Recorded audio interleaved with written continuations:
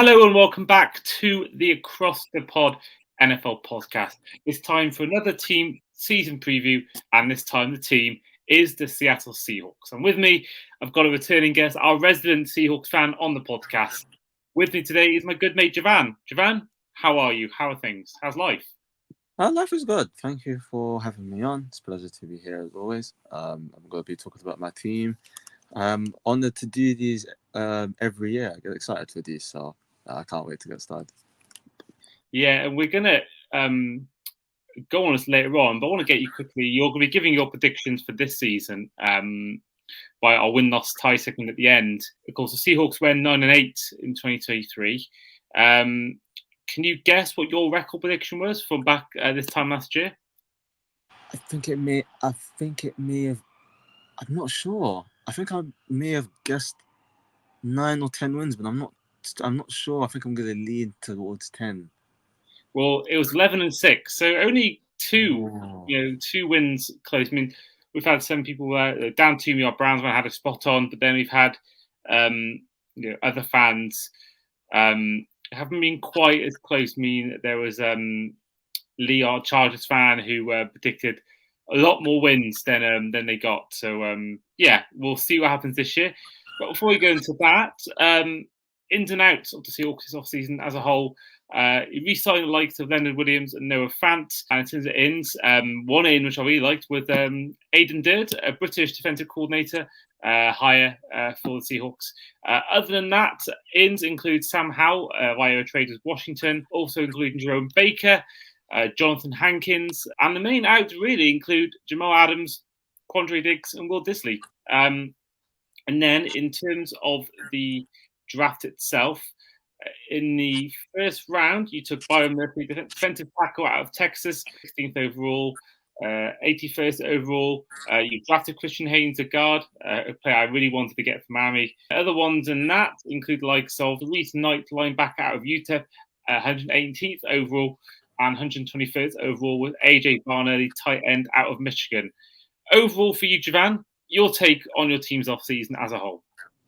I think overall, there's probably some questions to be asked, especially with the replacements that we've probably replaced the guys that have left our team. But I think there is room for I'm not gonna write them off immediately. Let's see how everything works. Come obviously when the season starts. I'm concerned with I'm concerned with the downgrades of a Jordan Brooks and getting Tyrell Dodson and Jerome Baker. I think the consensus is that these are seen as downgrades from the guys that we had previously, from the likes of Jordan Brooks and Bobby Wagner. But again, I'm not going to write those kind of replacements off. Let's just see how they work, and I think that's something that we will need to definitely improve on, especially especially with the fact that it was kind of the way how we looked on defense, especially the way how we looked was a bit underwhelming. So I'm hoping that improves, especially this year. Yeah, of course, Jordan Brooks and Bobby Wagner, two players I forgot to mention earlier. Bobby Wagner, of course, a big part of the Seahawks franchise. Went away for a year and came back. Not quite lasted along this time in a Seahawks jersey. He's now going a Commanders jersey. And I wanted to ask you about another in, really, was about head coach Mike McDonald. Of course, it was a end of a long tenure for the Seahawks.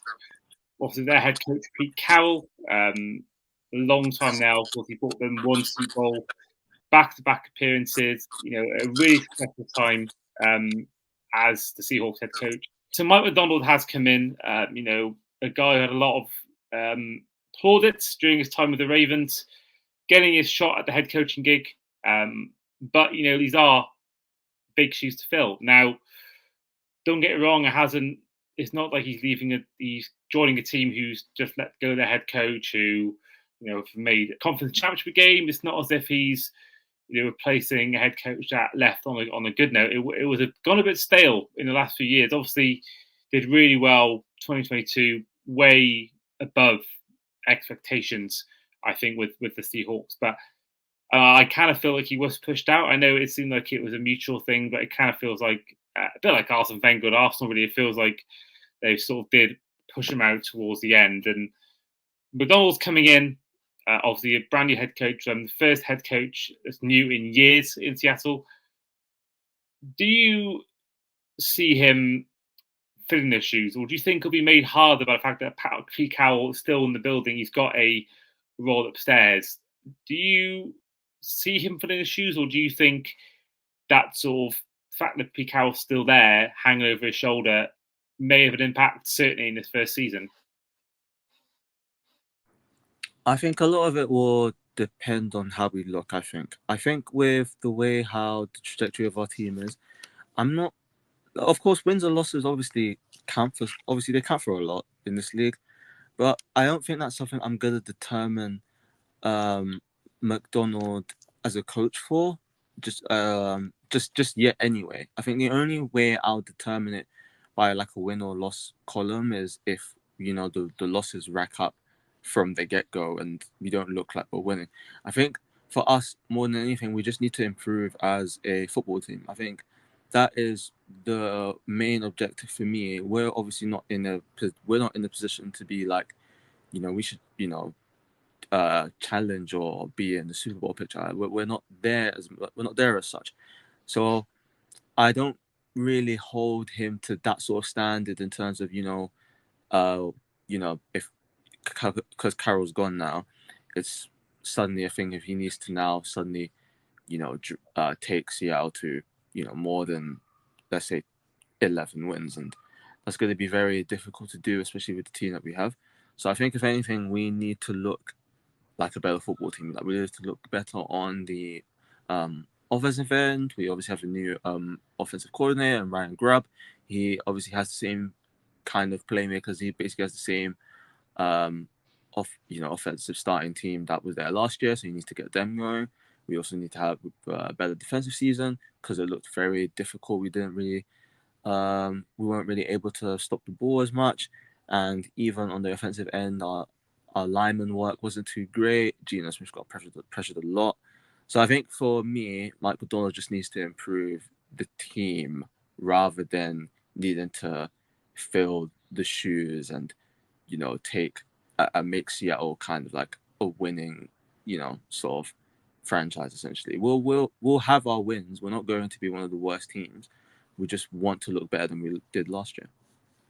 I think part of that as well is certain players improving. I mean, Geno Smith, there's also there's the whole factor of bringing in Sam Howell, and there's always that thought of, especially with a new head coach who didn't sign Smith in the first place.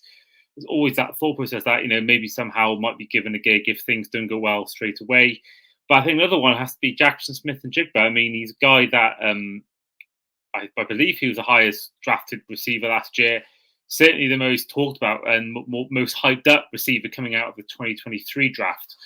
And he's not had a Quentin Johnson style year. He still had fairly respectable numbers. 628 yards receiving, 4 touchdowns. So it's not god awful, but it's not, an amazing rookie year. So he had, I think his highest game receiving wise was 63 yards. That came in in the 37-3 loss to Baltimore in early November. They've never had more than 1 touchdown a game. Really, it's not been probably what you'd expect or what you would have expected out of his Ohio State days when he came in. But like we always talk about with quarterbacks, you can't always be good in your rookie year, and a lot of people do struggle. Of course, new game plan, new scheming, and all that kind of stuff when it comes with the new head coach. But do you think almost part of the McDonald's success will come with the likes of Smith-Njigba taking that leap and him almost being associated with improving his game?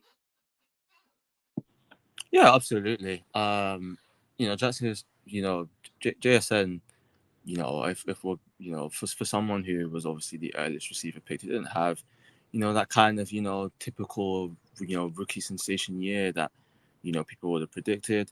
I definitely think he will grow next year, but I'm unsure where his growth will. I'm unsure as to where the growth kind of ends.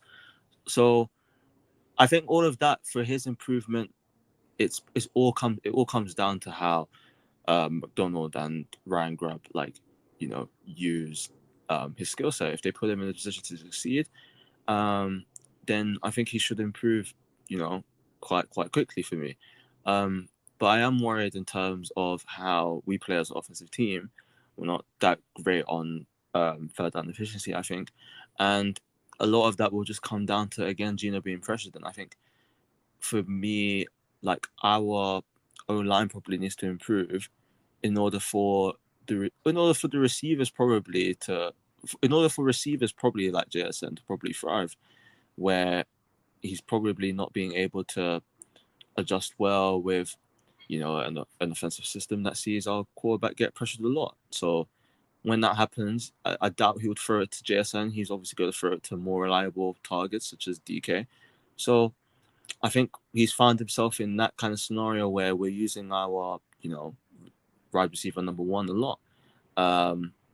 But there is room for improvement on his game for sure. And I think all of that is just down to probably more so Ryan Grubb, our new OC, but McDonald too. Yeah, I mean, I think as well, we all know unless injury strikes, DK's number one receiver, he's going to be the number one target for Smith, or however gets to that point. And I think certainly with Lockett's age, you could see at some point that him going from a receiver third to a wide receiver 3 to a wide receiver 2. Smith-Njigba with if Lockett gets older and his production seems to decline, and I think that's really where the test start for him, because I think as a third choice receiver, you're really going to struggle to get many targets. But I think if you can impress early on as a third choice receiver, it may then elevate him to being the second choice receiver. And I think that's where he needs to target, is to try and almost beat Lockett for his job. Now, I think over time it will happen naturally. I think Lockett, probably has one, maybe out of stretch 2 good seasons left in him, and we are already seeing a decline numbers wise for him. So I think at some point, unless they draft someone else or they trade for someone, he will be Smith-Njigba the heir to that throne as a second choice receiver. But it's whether he can obviously go out and do it. It's albeit one thing being put as a number 2 receiver, is another thing actually coming up with the numbers, coming up with the performances. So yeah, I think it's a big one for him, and I think that with the average stat being 3 years, the average NFL career is. I think that I don't see him lasting just 3 years, but I think certainly as a chance to stake your claim to be at least number 2, I think he's got to try and do it this year at least, because if he gets to next year or the end of his rookie deal and he hasn't performed yet, Seattle won't give him a new contract unless they're okay with him being there as a third choice. So for his sake, he's got to probably try and perform this year and really take the bull by the horns and get that rise from the third to second choice. I think, yeah, that's really interesting. Now, I mentioned Smith before. Do you see any way he doesn't start week 18, or do you think he's absolutely settled as that quarterback, or can you see any way that somehow comes in? A guy who at times impressed. He was a passing yards leader at one point during the season last year. Obviously, took a lot of sacks at the Commanders. Obviously, under a better O-line, he will be in Seattle. Do you see anywhere at all this does happen? There's some sort of quarterback change, or do you think Gino's got it at least for this season?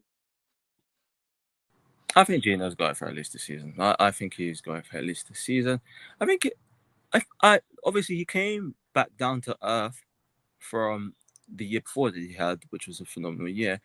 But I don't think he did that poorly enough to have me question, should we change? I think we're right to probably keep him as the QB4 this year.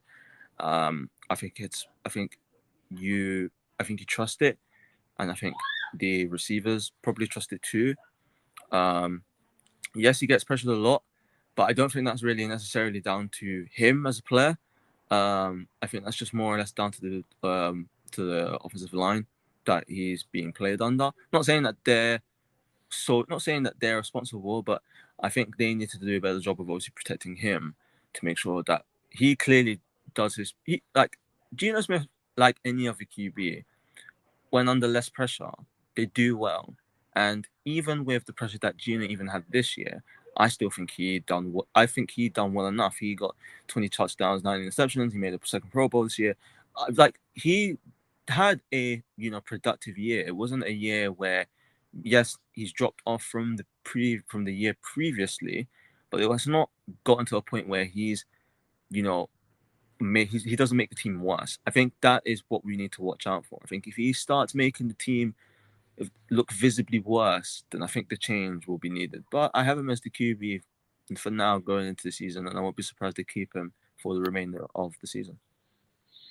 Well, he'll certainly be the starter in week 1 as you take on the Denver Broncos. Of course, our win-loss tie segment, which is going to be where, if you aren't familiar with the rules by now of the segment, for those listeners or viewers on YouTube, every fan who comes on will predict their team's record by going through each game and answering with a win-loss tie answer. So, yeah, week 1, Lumen Field taking on the Broncos, which, was slated to be, could have been the Russell Wilson against Seahawks once again. But obviously, he's now moved on to pastures new.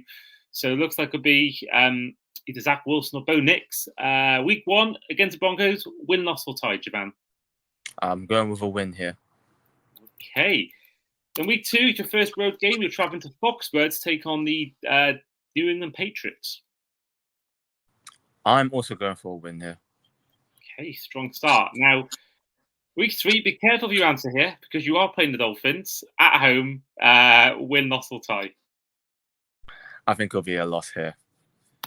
Yeah, I mean, I'd love to say that. I mean, I was meant to be I was looking to go to the game. I was looking at what game I wanted to go to this year, Dolphins wise, and it was either Seattle or Miami. I chose Miami in the end, but what stadium that is, and I'm looking forward to watching that on TV. Although I think I'm going to be away that weekend, but I will find time to watch it, and I'm hoping that we'll find the answers to win that game. Week 4, you're taking on the road the Detroit Lions. I think this will also be another loss. I'm watching receiver at the moment, and I'm very scared of Amon-Ra St. Brown and what he could potentially do to my team. So, are you scared more of him or his dad? Oh. Both. Yeah. Oh my god, that dad is. I think he's awesome, but yeah, I wouldn't get alongside of him. He's crazy man. But I'm loving the series. I'm trying to think the other day whether I preferred the quarterback or receiver thing more. Now, I think on paper, I love George Kittle. I think he's made it really enjoyable, but I think it's been equally as good. And I've loved. I think I've just finished the penultimate episode, the one where they both advanced to Super Bowl.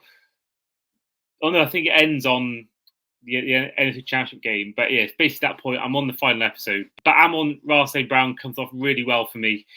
He has obviously a lot of grit. Whether it's the having the 13 people that have drafted before him, receiver-wise, and whether it's just the fact he can speak 3 languages. He seems a really switched-on guy, and I think that he is. I think, as Dan Campbell said in one of the episodes, he's the kind of guy you want in your team, and he sort of does sort of represent Detroit. I think his personality is perfect for Dan Campbell's sort of team. So, yeah, I've loved that, and I think Deebo Samuel's been a bit screwed over by the George Kittle attention he's got. I think Deebo's had the least attention out of all of them, out of him, Devontae, Amon-Ra St. Brown, and George Kittle. I think he's had by far the least amount of attention, but same time, I think he comes off really well. They all come off really well. No one really. Justin Jefferson, I didn't like the fact that he said he wasn't a money guy, but he's talking about his chains. That was a bit weird, but I think overall they all come across really well. They all come across like they want to play football. They're not. Seemingly none of them seem to be chasing any contracts or causing any bad friction in the locker room. So I love the series, and I don't know about you, but I think it's one that I hope continues next year. Whatever position they do on the show. 100% agree. I'm currently in the episode where Justin Jefferson's just returned. Mm-hmm. So I'm currently on that episode. I'm watching it literally with like my whole family. Like they love the show. Oh wow! Okay, that is good. I like that. Yeah, so they love the show. My mom's a massive fan of St. Brown, but I think a lot of that just comes from, again, he looks switched on.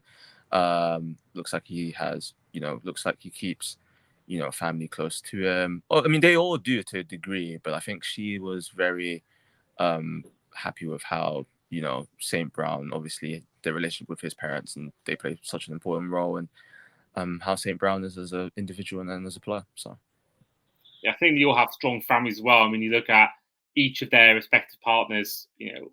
George Kittle especially was, always in kick some ass, and whether it's her support, whether it's support of Amon Ra St. Brown's other half, Devontae Adams' other half. It just seems like they've all got a real grounded sort of attitude and a real well supported unit overall in their circle. I've loved it. Now, week 5 is a home game, your first of 2 in a row. Very contrasting opponents. Your first one is the Giants in week 5. Yeah, that I'm going with a win. And then week 6, we mentioned there a lot just then, the 49ers. Yeah, that I have as a huge loss. I don't Huge see loss. us playing well. I don't see us playing well at all in that match. No, I mean, 49ers just, I think they are the best team, but it's just whether they get over that hump. I don't know this year. I think they'll be at least in the conference game. I think that for me is between one of 3 teams for me. I'm not going to say which 3 teams because that's something I will reveal in our season predictions episode the week before the season starts. Our usual one with Steve and Luke, our 4th edition of our predictions. So I'll keep my mouth closed as to who I think will be in the mix come that time, but there might be one that might shock a few people, but not as much as last year. I think last year's prediction was the ultimate rogue prediction. Week 7 is a team that we've already had previously on our season previews this season. This off season is the Atlanta Falcons in Mercedes-Benz Stadium. This one I'm going with a loss, unfortunately, just because we're away from home on this one. Okay, fair enough. Week 8, and I'm hoping you win this one at home to the Bills. Yeah, I have us winning this game. Okay. I thought you'd gone for Falcons win and Buffalo loss, if I'm honest. That's a good way round. Week 9, you're at home again. This time, you're against the Los Angeles Rams. I'm wondering, because this is obviously a division game, I'm wondering, do we get the win here, or do we get the win later on in the year?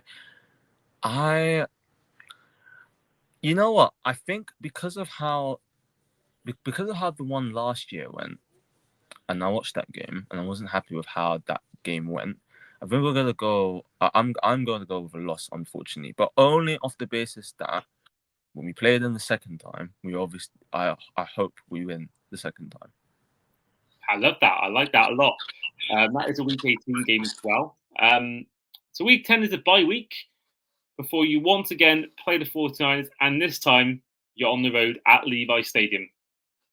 Yeah, this I have as a loss, unfortunately, just because everything you said about the Niners before. I think for me, they're the most complete team. I think what they're able to do on offense, the versatility that they have. I didn't realize how important, certain players were in the team. Probably until me when I started watching receiver, to be honest. Like, I knew these guys were obviously good, important players, but it amazes me how, it's easy to assume that, George Kittle is the type of player where he just goes out and he just plays. But it's like, that's not the case. These are guys that have very high IQs.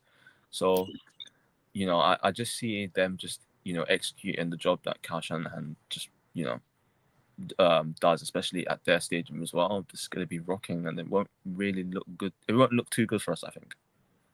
No, I think they're so good in every department, and the team hasn't really lost from memory any big stars. Obviously, the eye situation is hanging over them, but they've still got the main core players. The Fred Warners, the Deebo Samuels, the McCaffreys, and the Kittles, and everyone else. Nick Bosa as well. Wonderful, wonderful team, and I don't see him unless they have an injury bug. I don't see him being anything less than a 12-win team, if I'm honest. The NFC West tour continues. It's this time you take on the Arizona Cardinals in Week 12. I think we win that game. Fair enough. So that brings you to 6-5 going into Week 13. You take on the road, first of 2 games away from home, against the Aaron Rodgers-led New York Jets. I think we lose that game. I think we lose that game. I don't know what to make of the Jets this year, but I do think things are going to work. It's going to be in there. It's going to be on their side for them, especially I think by that point as well. I think we'll know for sure what the Jets are. So I do think that this will be a loss and a win for the Jets. My apologies. It's actually 5-7. I got one win and 1 loss wrong before going into Week 14. But I think with the Jets, it all hangs on the balance of the quarterback. Same situation as what we're going to get with the Bengals, who are the next team on our season previews. They will be the next episode with Roy Joe Daniels. But I just think that if Burrow's healthy, they'll be in the playoffs, probably winning a couple of playoff games, or at least one, or maybe more. I think the same thing with the Jets. They can win 7-8 games with whoever was quarterback last year, whether it's Zach Wilson, whether it's Tim Boyle, whether it was Aaron Rodgers for 4 plays. I think this team won games despite poor quarterback play. I think if you get, and I looked it up for an article, that Rodgers has his last season in Green Bay, which is one of his worst statistically, would have made him in the top 5 all-time passing yard totals for any Jets quarterback in any season in their history. So if you're getting even half of Rodgers, if he is healthy, that is a big thing.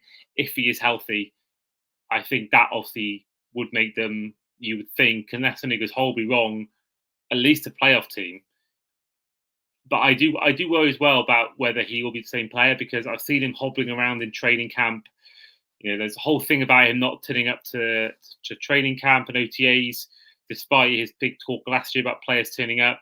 And I just feel like whether it's the injury not being right or whether it's unrest behind the scenes, I just got this feeling that they're going to, again, not live up to expectation and perhaps not make the playoffs and maybe win 6-7 games. But I just think there's something seemingly not right behind the scenes at the Jets. I don't know what it is. It's the whole Rodgers thing, I think, really is building up, and I think that it could be, another one where they could regret signing him in the first place. But moving on to Week 14, you're traveling to Arizona to take on the Arizona Cardinals. I think this is a win here. Okay, so that makes you 6-7. Going into what is 3 straight games against NFC North opponents. The first one being at home to the Packers. Okay, I'm gonna go with a win here. Okay, I like that. Okay, so Week 16, your final home game of the regular season is against the Minnesota Vikings. Yeah, this I have a win as well. Okay, Week 17, you're on the road to the Chicago Bears, led by rookie quarterback, first overall pick in Caleb Williams. And I think this will be a win also. Okay, meaning you go into the final week against LA Rams at SoFi Stadium. Yeah, this is make or break. And because I had us losing the first time around, I think this is going to be a very close game, and I think we'll just edge it. Okay, so that means that you end the season with, amazingly, 5 straight wins and a 10-7 record. Now that you would think would maybe just get you into playoffs, 10-7. If you got to the playoffs, how far are you going? I don't think we'll go that far. Again, I think because of the fact that we even get to the playoffs at all, I think that'll be a good achievement for Mike McDonald. But again, I think the thing will it will just depend on how we perform in the once the playoffs, arrive.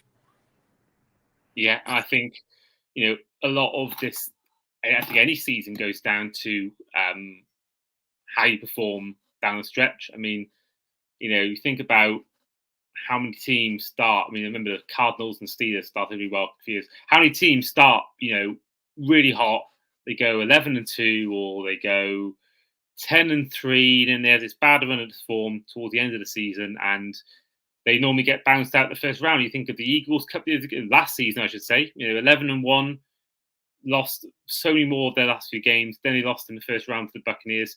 You think of the Cardinals going 11-0, the Steelers, or maybe the Steelers, one of the two, both of them having good starts in recent times, and then both getting bounced out the first round. So I think almost as long as you get the wins in early doors, I think you can treat the first 9 weeks or so like a pre-season, just getting the players familiar, getting used to the game plan, and especially if you've got a bye late on, that always helps. I think I always say week 13, 14 is the perfect time for a bye week, provided you're winning games at that time. I think, ultimately, how many teams have won Super Bowls having lost their last game? I think the Chiefs had a couple of losses here and there, and they weren't fancied much. But most years, the team that wins Super Bowls, they go on this great run or strong run towards the end of the year. So for me, I think if you get those 5 wins, you're hot on form, you're cooking, then I do feel like anything is possible. I think anything. No one had the Bengals reach a Super Bowl a couple of years ago, and so I think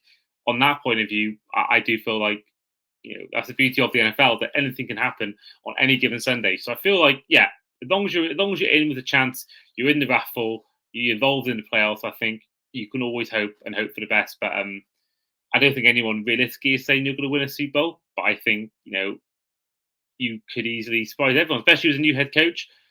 No one knows how it's going to turn out. So you never know. I think you've got to keep the faith and keep the positivity and hope that you can do it.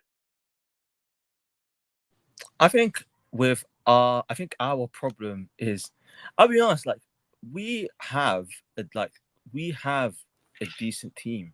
It's just the problem is the division we're in is a good division.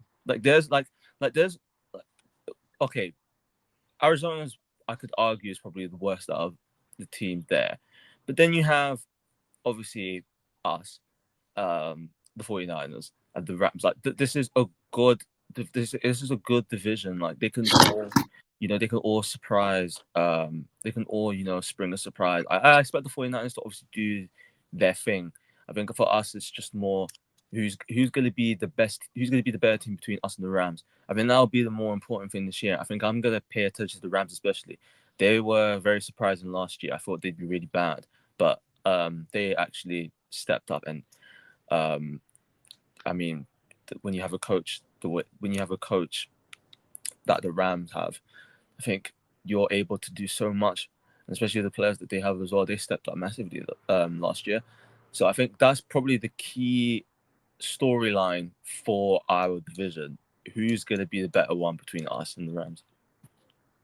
Yeah, I think unless injury strikes, as I said before, Niners are in the playoffs, guarantee. And I think I back the Rams more than the Seahawks, if I'm honest. But I think certainly with that 10 record, 10 win record you've got, I do feel like you probably would sneak in with that. And I think that certainly you're one of the teams that I think are in that chat or in that conversation about teams that could be involved in the wildcard hunt. So I think there's definitely reason to be positive. It just all hangs in the balance of how you look with a new head coach. But that is where we will end the podcast for today. So once again, like when you came on last month for the AI episode, huge thank you once again to Girvane for coming on. It's always a pleasure, Andy. I can't wait to be here next time. Thank you so much for having me. Well, of course, the Seahawks do play the Dolphins, as I said before, in week 3. So we will try and get you on around that, whether it's previewing the game or reviewing the game. We will be sure to have you on again in around week 3. So we'll do that.